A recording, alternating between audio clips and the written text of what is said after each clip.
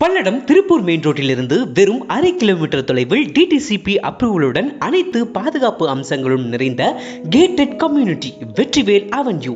திருப்பூர் மாவட்ட உணவு பாதுகாப்புத்துறை அலுவலர் அதிரடி நடவடிக்கை. காங்கயம் ரோட்டில் உள்ள பிரபல பேக்கரிக்கு சீல் வைப்பு.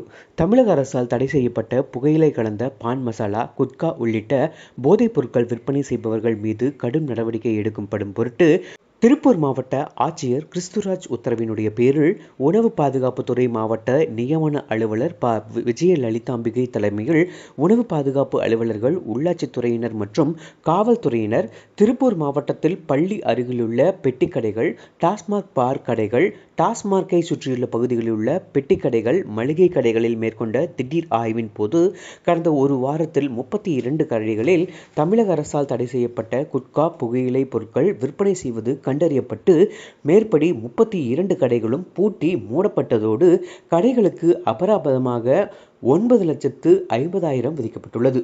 மேற்படி அபராத தொகையினை தமிழக அரசு கருவூலத்தில் மின்னணு பரிவர்த்தனை வாயிலாக செலுத்தினர்.